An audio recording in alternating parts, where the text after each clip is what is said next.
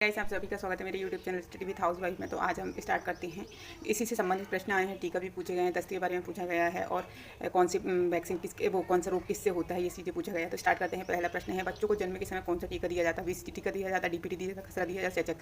तो आंसर आएगा हमारा BCG का टीका दिया जाता है। नेक्स्ट प्रश्न है हमारा, चिकित्सीय विधिक पुलिस काउंसलिंग असरा आदि सुविधाओं सरकार द्वारा केंद्र में दी जाती है। यह गरिमा, अपराजिता, नारी, महिला? तो हमारा आंसर आएगा अपराजिता। क्या आएगा हमारा आंसर? अपराजिता आएगा।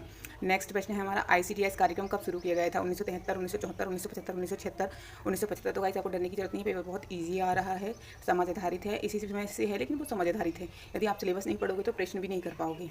निम्नलिखित में से कौन सी सेवा ICDS लाभार्थी को नहीं मिलती? अनौपचारिक शिक्षा, टीकाकरण, रेफर सेवा, उपरोक्त सभी? तो आंसर आएगा उपरोक्त सभी। ये पूरी सेवाएं उनको मिलती हैं।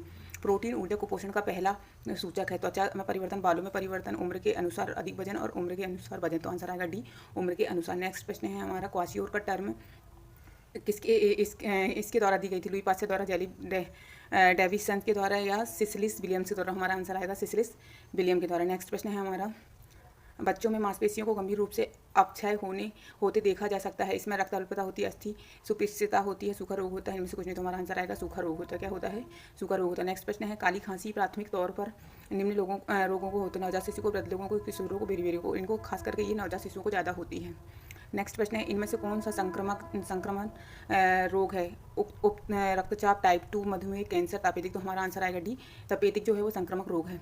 नेक्स्ट है, जैनु बलगम परिणाम है, काय का परिणाम है?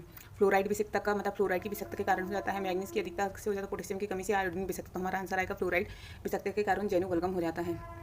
धात्री माता को 6 माह पहले 6 माह के दौरान अतिरिक्त ऊर्जा की आवश्यकता होती है। 600 किलो कैलोरी की होती है और 6 से 12 में 520 किलो कैलोरी की जरूरत होती है। नेक्स्ट प्रश्न है, इसके संबंधित है, धात्री माता वह स्त्री जो किसी शिशु को दूध पिलाने और उसके लालन पोषण करने के लिए नियुक्त की जाए, उसको धात्री माता कहते हैं।